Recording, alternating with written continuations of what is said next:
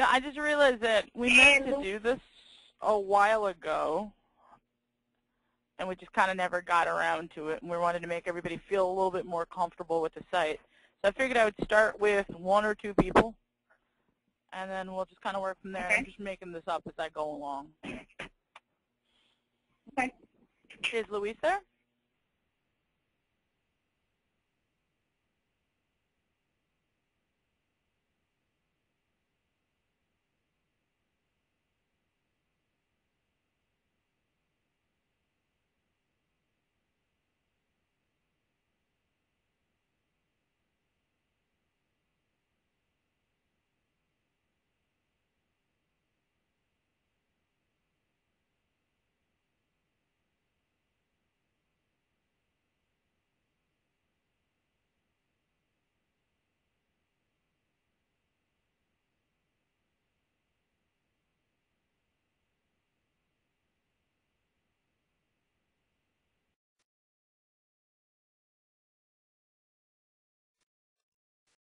We're back.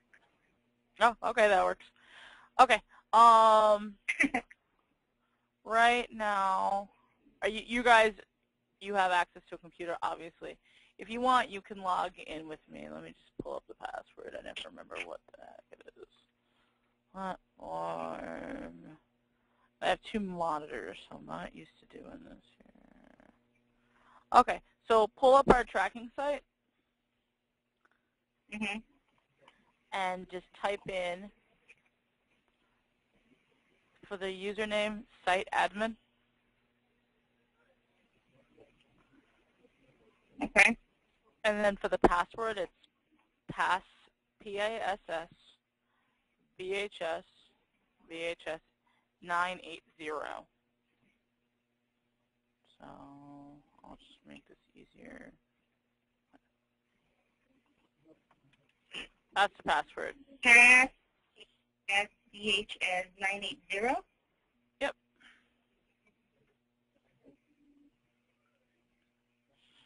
This is what it's going to look like. Okay. Okay. Got in. Looks like my screen, right? Yep. Okay. Now just rule 1, don't delete anything if you're unsure. The site has a couple of safety locks in it where it'll be like, are you sure, are you sure, are you sure? But just don't delete anything if you're unsure, because you do have the ability now. You're going to be logging in with the same access as Todd, the CEO, and us. This is pretty much all that we use here, so we wouldn't even have a way to kind of keep track of who deletes what, which is why we don't generally just kind of give a password out to anybody. Like if you click on change password here, it would change the admin password, and nobody here would be able to get in. And we accidentally click it all the time, because it'll be like, where do you want to change it? Now, the site is just kind of designed to be layered security-wise, so there's no real quick way to do anything. You have to jump around a lot to do that. And depending on what section you access, you can't even click back to get back to the old part, because it'll assume that if you've gone forward, that you're now logged in as a lower level accessed person. So you're going to be constantly logging in and out and in and out and in and out of this site. That's why when one of you guys asks us to do something, it seems to take forever because the site takes forever. Okay, so you want to manage clients. It's the thing you're going to be doing the most.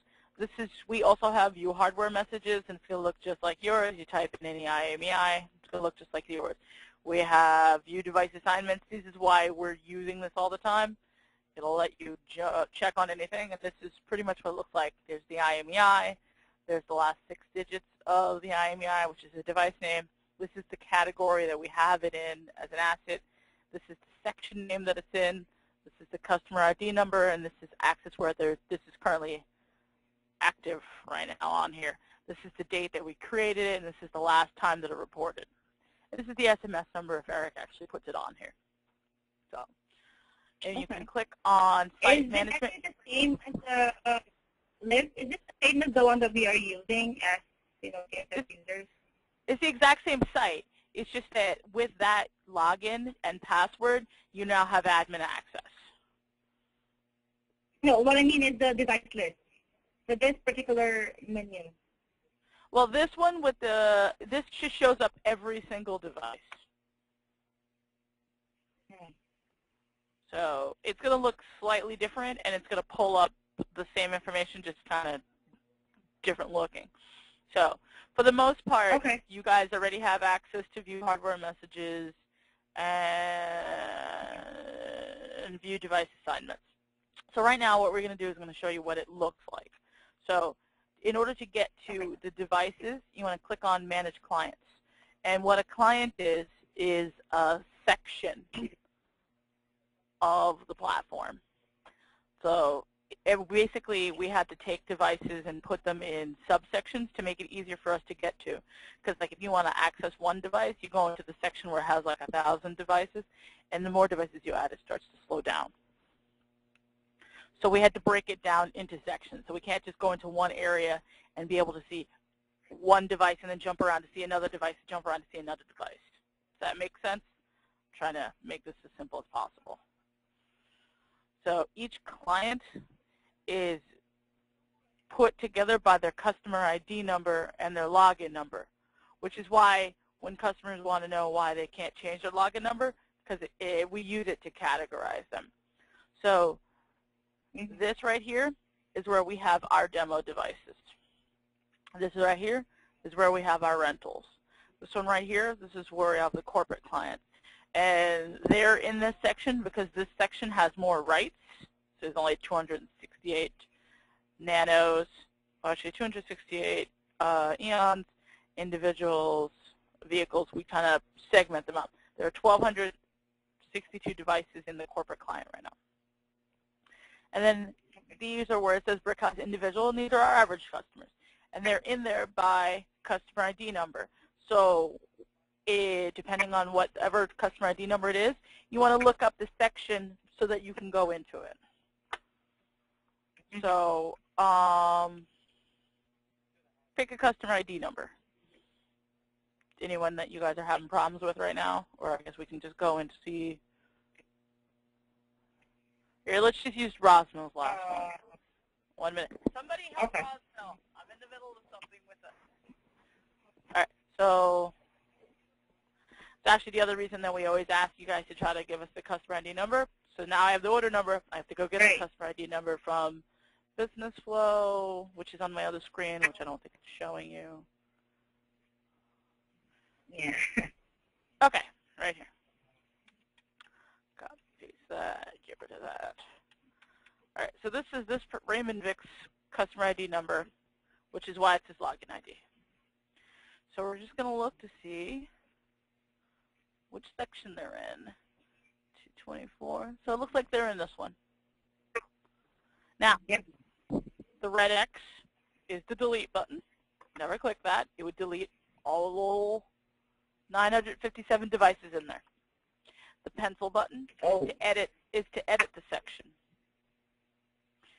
This little green guy, that's the enter button. It's not particularly user-friendly, but it's kind of what we have. So you're going to click on the enter button. And the site's going to take its sweet time. And then it's going to ask you, who do you want to log in as? You can log in as a customer by clicking on each section. But for the most part, we're just going to log in as the admin so that we can see everybody. And this is just like the other go-to button. So the green arrow with the little piece of paper icon, it's always going to be the enter/go-to button. Now, these are all of the customers that are in that client. They're segmented by customer ID number, so that if one customer buys like 10 devices, you'll be able to get to them all at the same time. And we have them under asset is nano, vehicle is going to be HTC or TrackPort. Also is going to be Eon in here too. So there's a lot of people in here, so sometimes it's going to be kind of slow to load. And you'll be going through lots and lots and lots of customers. So I'm just going to do Control F and enter their customer ID number to get down here really quickly. This guy's got 2 devices. You want to click on their number to enter it. slowly loading. And this is what it looks like on the back end. This is where we can see the IMEI. This is where we can see the last time they tracked really quickly. And they had another device marked under vehicle. It's got TP on the end of it, so it's a track port. Most likely deactivated because they haven't reported since 2012. So this is where we changed the time zone for them. So that's why it was like kind of, it took us, what, 4 minutes to get here? So we have it set up with a task. Yeah.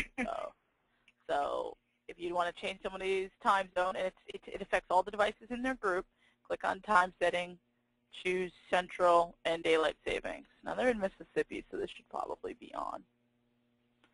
So that'll put them off and on by an hour. So this one, the tabs is at the top. This is going to be for the whole account, not per device. Yeah, this is everything on the entire. They're in all of that customer's devices for their whole account. Okay. So we put the description under their name just so that we can do a quick Control F to search through the group to get there. The group number is always going to be under their customer ID number so that we can keep track of it.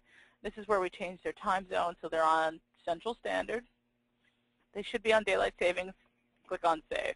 This is also where, like, if a customer has got a device that's in another country, we can change it to be metric or nautical, or it can say miles per hour, kilometers per hour, or knots per hour. We could change that. For those customers that have more access, we could change it to be gallon or liter, Fahrenheit or Celsius. And you always want to choose U.S. for the country for a customer who's using this in the U.S. because then this will give us the option to have the correct time zone. Like, let's say we're supposed to choose Turkey. It removes Daylight Savings. So you'd have to want to make sure they're on the U.S. And then it comes back. You want to make sure that's on yes. And then you always want to click Save, whatever changes you're making. See the little icon that has to come up, or it didn't save.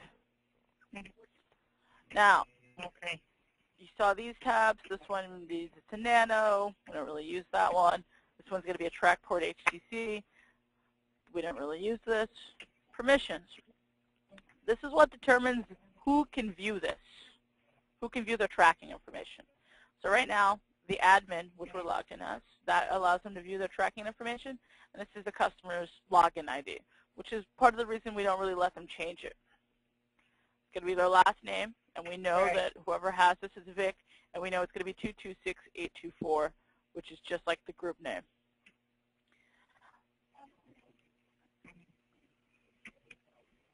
One minute. Hey guys, Franco's experiencing delays of like about a half an hour. Eric emailed them earlier. Not working at all, or just on a bit of a rush?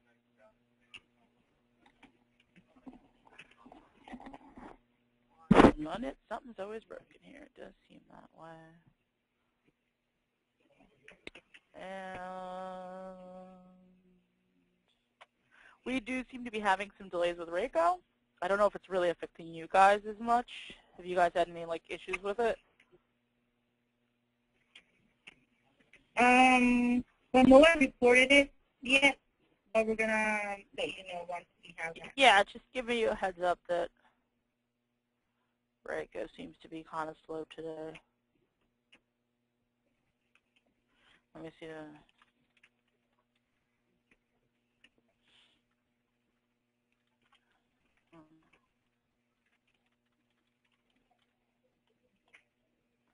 All right. All right. So right now, sorry about that. So this is permissions. This is set up alerts. You know how sometimes we'll be like, make sure that the geofence alert was set up and all that, and we'll we'll take a look at it in the back end. This is actually how Position Logic, which is the people that made the website for us, and they're the ones that we have to create tickets when something goes wrong with the website. This is actually how their website looks. Like, this is how customers who buy the platform from them directly, this is how it looks. So that would be the dashboard for them to control. This would be tracking how theirs looks. This would be routing, which is a feature that we don't really use. You can set it up where the system will, if it goes from a certain place to a certain place. This is how their geofences look. It's not very customer friendly looking, is it? So we created the quick view. This is how they can pull up reports. You'll see how slow it is. It's very customer user-friendly, especially since a lot of our customers buy stuff and they've never bought GPS or anything like that before at all in their lives. So we had the quick view designed just to be a little bit more user-friendly, which is what you guys are used to seeing. Wow, man, so it takes forever. You guys ever wanted to know why this site's got delays on it? We're like, we know and it's normal. That's kind of what's going on. So we had this designed to look a little bit easier for customers. So it's all the same exact features, but everything that's done in the front is just a facade. It's just to make it look pretty. Whatever's done here is basically being sent to the back part. So when you create a geofence here, it will show up here as well. And if you create it in the front and it doesn't show up in the back, then you know you have to go to the back to fix it because the system takes the commands from the back. The front is just there to make it look very pretty. But all the commands from the front are sent to the back. All the commands from the front are just telling the system, hey, you know, do this. And then it's done on the back. So we're going to go back to that customer. Control F. Click on it. Remember a time that when you create a geofence on the front end, it wouldn't take, or the back end was not, it was not taking the back end. Yeah, which is why we'll ask you guys, hey, give us the customer ID number, we'll take a look. So like if this guy's got a low battery alert and it's not showing, we're going to go here because it'll show it in the front, but it's just a list of alerts that we have available. You know, the customers only really have access to excessive speed, geofence, low battery, and the panic button in the front. There are a lot more back here. They're not here for every customer. Mostly for our corporate customers. Corporate customers have access to the back, which is why when somebody wants to be moved over to the corporate client, they want to see all these other tabs. And we give them that option to control because we're assuming that they're going to take the time to learn it because it's a little bit more, it's less user-friendly, as you can see. So these alerts here, but the only ones that are active are the ones that have the little exclamation point. So right now, this customer has a low battery access active. So every time their device moves in within 10 minutes,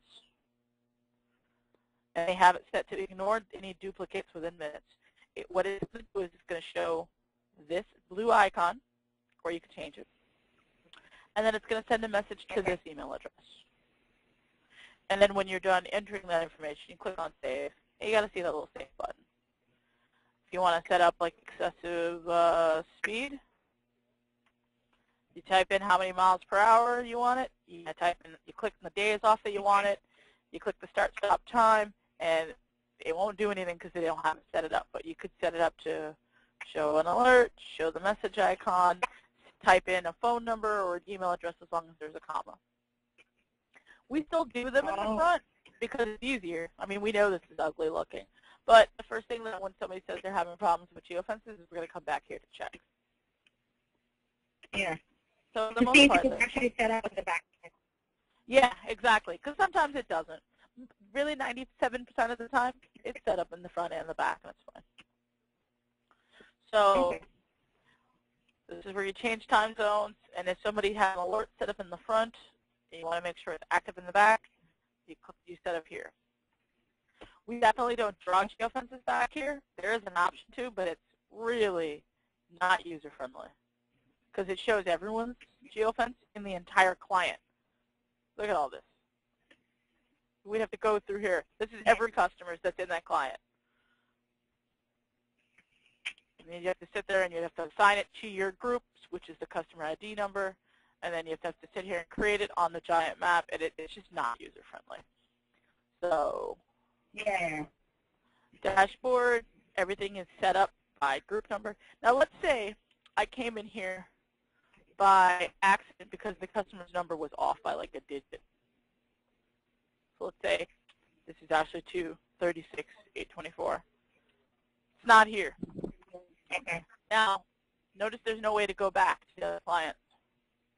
I can log out. Yeah. Log all the way back in from scratch. Go back here. find the right client. 236.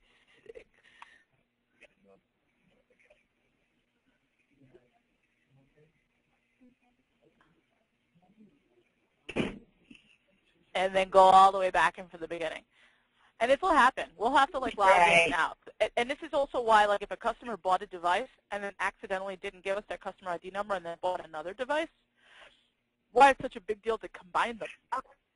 We have to delete them and then recreate them on this end. Does that make a little bit more sense now why we have all these rules about all this stuff? Yeah. All right, so customer wants to change their password. You have to go into correct group client. This is the client name. And then you have to go over here to Tools and Settings. Don't click on Change Password here because that'll change the password for the entire client. To go in Tool and Settings again. And this is the Tools and Settings for this particular client. So you want to go to Create Users and Manage Permissions. Wait till it loads again. This is every login ID for the entire client. As you can see, they're all logged. So yeah. I don't even know if this is a real customer ID number. Now, you can search by the first and the last name, but we don't really bother with that. We usually just go by the username. And this is the other reason we don't change the username. How else would we surf through all of these if the customer changed the username? You know, sometimes they'll have the wrong billing name and a different shipping name. It would be a nightmare. So we always know that we can search by the customer ID number. I don't even think this is a real one, so I'm just going to choose one at random. Yeah, it's not a real one. Delete it and click on Search again. Now, if the customer doesn't have a login ID, we have to create it. Sometimes that'll be where the customer can't log in. And you know how sometimes you'll try to log in and it'll say user expired? Mm-hmm. That means they have a deactivation date set up. And what that means is we block them out because usually they didn't pay, or sometimes it's a typo. So we're going to go into this customer. This customer hasn't been able to log in since 2012. So when they try to log in, it's going to say user expired. It's also kind of a pain to try to see what somebody's password is already. The only way we can do that is by going into here and then letting your mouse hover over the name. That's their password. That's their password. That's their password. And that's theirs. That's theirs. That's how you find out someone's password. It's usually easier to just have them click on Forgot Password. To over the mouse. And then you can't even copy-paste it. See? Won't let you. Try to go over to, so you have to sit there and type it out somewhere on another screen. It's designed to be this way for security. So, customer wants to change their password. Let's choose this one. Don't delete. Edit. Let it take its sweet time to open. That's their first name and last name. This is how you determine what shows up here. When it says hello, like Olivia Alston Prince, it would be Olivia Alston Prince. This is their username, and this is their password.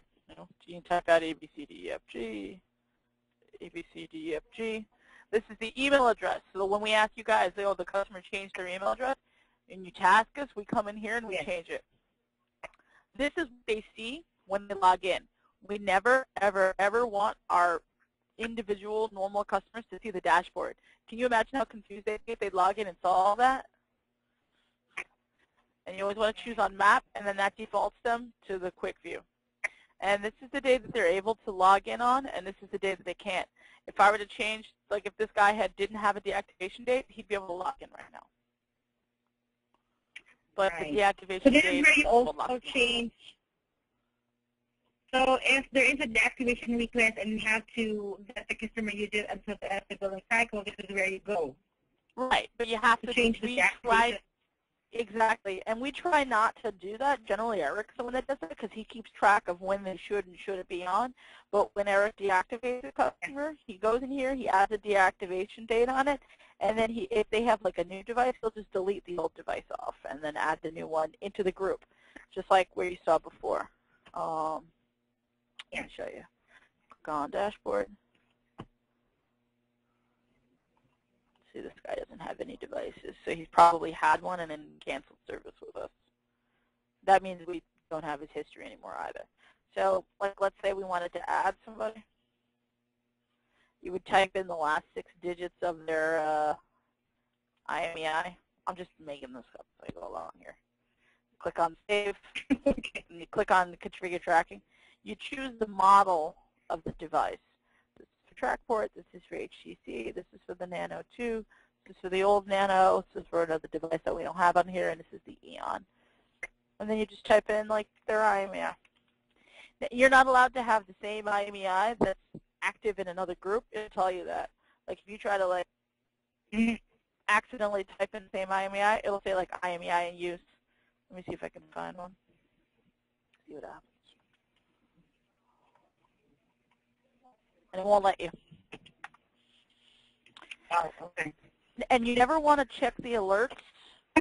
See how it went into the individual device? You don't want to check the alerts here. You want to make sure that when you create the alerts, it's at the group level, which means that it will affect all of the devices in the group, which is the customer ID number. So if I'm going to delete this one because I just added that one there. It'll make you go through all this. And also, that's actually why customers, like, if they lose their tracking history, why we don't really let them. It would cost us like a couple grand to have our guys go in there and try to try to resurface it after it's been deleted. So right here, I'm at the group level. Any changes that I see here or do here will affect everything in the group, which is the customer ID number. If I go into the individual group, if there were one here, and they'll have the same options there, you don't want to make your changes there because it will only affect that device. And you know, if the customer wants to know, like, what's going on with everything, it won't really let you. So for the most part, that's kind of the really quick overview. So if you want to change someone's password, you know, you have to go into the client, and then you have to go into Tools and Settings, and then Tools and Settings. Okay. Create user, manage permissions. You want to find your customer, so you'll want to do it by your customer ID. I have anybody in this client. And then you edit it.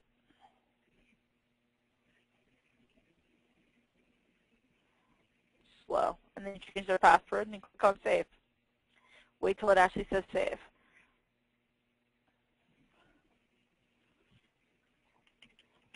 So we'll work with that for today because I'm sure you're going to forget a whole bunch of what I just told you. And I'm going to email you. So, yeah. I'm going to email you the password. And then if you have a question about doing something in the site, feel free to ask me. Okay. And as we figure out like more and more stuff that you might need to do on here, I will let you know how to do it. But for the most part, that should cover if you need to change someone's time zone and if you need to change someone's password. But you don't want to change anyone's login ID because you saw how many we would have to surf through to try to find them. Yep. All right. You have any questions about anything in particular that you want to know how to do? I think I covered all the basic things. I know how to transfer and I know where to go to the time zone. And you said earlier that for any changes that need to be done, it has to be under group level, right? Mm-hmm. And then you know that every section is kind of put in clients. Now you guys have the ability to view all hardware messages just like us now. And this is pretty much like, oh, here, really quickly, one more thing. I'll show you how to change intervals. You still want to send a task to us for the most part because we've been using that to keep track to see how many people want 1 minute interval. And I'm trying to use that as proof to Todd and Dan why we should start sending the devices out by default on 1 minute. And without us having a record task in there, it's kind of hard for us to see how many people request it. Yeah. Let me find somebody. Oh, and a good rule of thumb is these are actually in the order for the most part of when customers purchased it. And that's not always true, because if somebody in like 2010 bought a device from us, and then they bought another one, we wouldn't put it in a different client because we want them to view it together. In order to have the two devices on the same screen, they need to be in the same group. Therefore, they would need to be in the same client. So these would generally, for the most part, be older customers getting to be newer as we go on. So anybody with a newer customer ID number is going to be in here. Or moving on. Yeah. So I'm going to go into our most recent client. It was just created in the past week or so, if I remember correctly. So these are all our newer customers. So let's see. Or actually no. Let me just do this the smart way. Let me pull up our task manager. And I'm going to see who needs to have an interval changed. And then I'm just going to do it for you while I'm on the phone. That would be the smart thing, right? Okay. Watch my luck, there be none. Really? Is this the one time there's not going to be any interval changes? It's like the one time. Wait. Anybody got an interval change they need me to do? I've asked if I gotta do it. Alright. I'm going to log into the demo that we have here. So I have to leave to go back in. I'm going into a different client. All right, this is our demo client. Like 2 years ago, everybody here took a device home just so that we can see what they look like. So this is, we can actually bang around in here a bunch. All right. And this is the one that I just kind of gave Danny to take home, which is why he was just playing around in it. So in order to change someone's interval, you go, we're in the group level right now, so everything that we would do here would be affecting both devices on the account. But, I haven't used that one since 2012, and Danny just gave me that one back today, so it's actually sitting right next to me. So you go to the edit the pencil icon, and then you go into send a message. So send a message. I think it's set up here. We're doing the one that ends in 689. Yeah, I'm just gonna do it. I'm actually not gonna actually click it, but I'm just gonna show you where it would be. So this is my group. Okay. It's under a name because this whole section is our demo devices, so we can change the name to do whatever we want. So you would click on the pencil icon, and it would be the asset. You want to confirm, here's the IMEI number. So if the customer wants to change 1 to 1 minute tracking, 1 to 5 minute tracking, you want to make sure you're choosing the right one, and you want to edit that. And you would go here to send message. And one of these messages would say 1 minute tracking, and you would just choose that one. It would automatically populate like a really crazy command here, and then you click on send. You'll say, are you sure? And you click OK. And it'll say message sent. And you can actually check in the hardware messages to see if that showed up. See, I wish I had a sample here. Is there an email maybe somebody wants to have their command changed? I think it's hilarious that the one time that I can't find somebody who needs 1 minute tracking.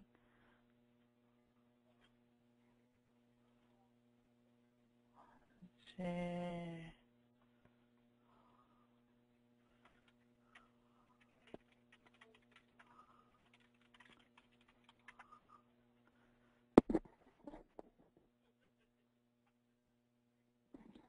Yeah, they're both free. All right. Let's see if I can actually find someone, just so you can see what it looks like. I don't want to accidentally change somebody's tracking interval, because then they'll just call and complain about their battery going or the device not tracking anymore. And you got to be patient with the site. Sometimes you really do need to click it 3 times to get it to go.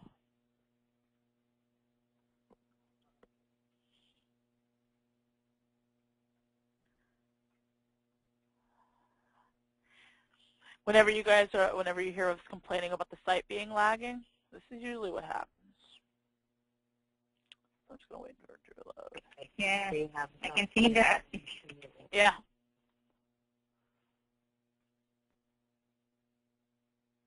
drives us nuts. Eventually, one will show up. I'll show you one more thing out of this. Okay.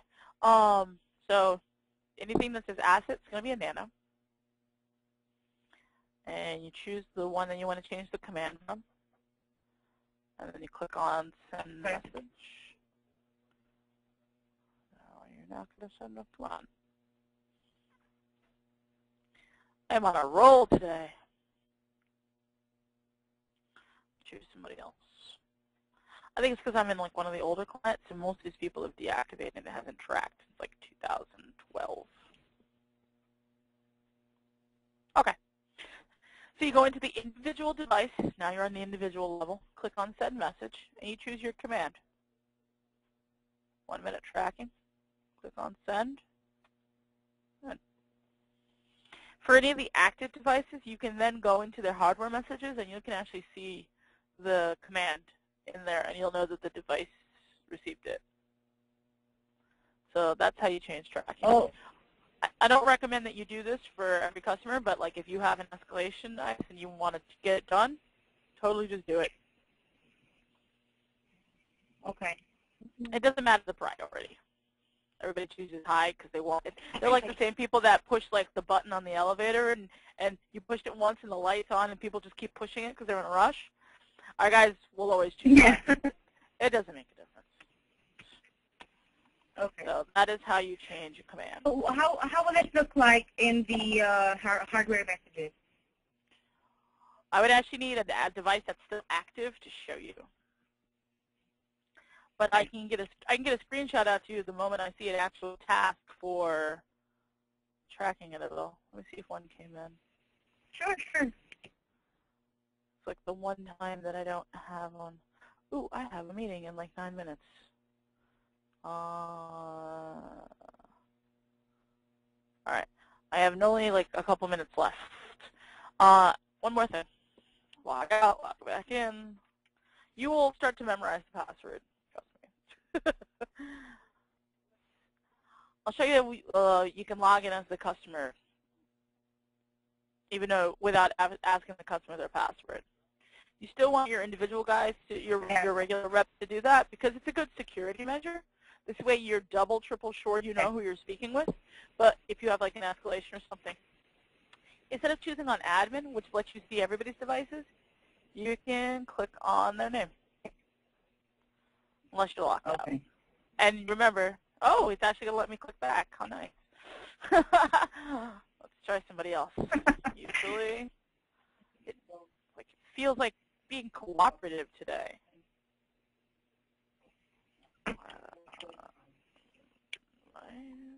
Here we go. I just saw them person log in. All right, I'll try one more time. We'll try one of the newer guys.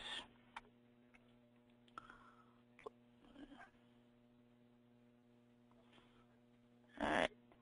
This guy just logged in today. Click on their name. You're in as the customer now. You still don't have admin access here, but you just got this feature like in the past like couple months. They haven't even reported yet. So that is a good way that if you want, you can log in as a customer. This is what happens when you try to go back after you change. Like when you go in as the admin, you have admin access to change and delete everything. The moment that you click on client, you no longer have admin access. You have client admin access. So you can't go back to the site admin. The moment that you go into the client, then you're back to group level access, and you can't click back. And then I just logged in as myself as customer access, and I cannot go back. And it's very frustrating, which is why we'll always log out. Logged in. So you will be in and out of this. Like I've done this, 10 times on this call? We'll do this like 30 times in a day. So any other questions about anything? Yeah. That's basically it for now, Liv, but I'll let you know once I do come up with a question. Please do.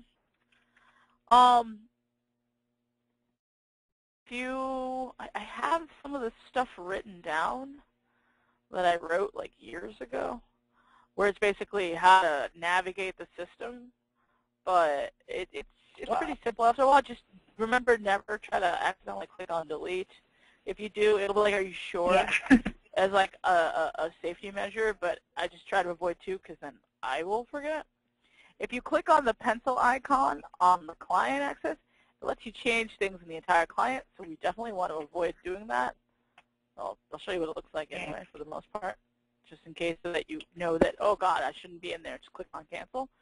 But yeah, so remember the clients are in here, everybody's in here under the customer ID number, which is why we'll ask for the login ID. If yours is any of the newer customers, it's going to be on the next page. Soon we're going to have a third page. These are Domenico and Rob's corporate clients where they get their own client, like Rolex. They'll have like 34 of their very fancy watches, and we've got like trackers on them, and they'll get their own separate client. So if you're ever uncertain of the customer that you're speaking to, you're like, oh, I need to know what client they're in. And you know how many times we've accidentally gone into the wrong client, we get pissed, and we'll have to log out and log back in, which is why we'll always go to like view device assignments, because we'll very quickly tell you what client they're in. I've got some customer ID number on my other screen. So just search by their group number and make sure this says does not matter, because like I think the default is like today, and if it's someone who hasn't tracked in like a week, that won't help you at all. So just group number, click search, and it'll tell you where they were. And generally you might want to go by the most recent date they'll let you in. And it'll give you everything from the group level. So it's very convenient, like if you say want to like send a text to the device. So there's the client name, that's the section. This one you can tell it's a TP. There's the IMEI, there's the group number, that was the date they created, and it's the last time they reported. So like really quickly, if you just want to know, hey, when was the last time this guy reported? We're like, oh, hey, you haven't reported since like November 2012, so maybe you should charge your device. And we're actually not crazy busy right now. Do you guys have a way you can see your own queue on your end? For what? Like to see how many calls are waiting. Oh, yeah, we do have that. Okay, this is all we have. All right, I've got a meeting in 5 minutes. Do you have any other questions or anything? That's it for now, Liv. Thank you. But if you can forward me the notes that you have made a few years back, then that would be great. Yeah, some of them might not make any sense because I wrote them for like my team when they first started using the platform like 2 years ago. I might need to update and tweak and stuff, but yeah, like if you're unsure, let me know, and then I'm just going to email you the password right now before I forget. All right, perfect. Thank you so much for that. No problem. All right, I'll talk to you guys later. All right. Bye. Later. Bye, Liv.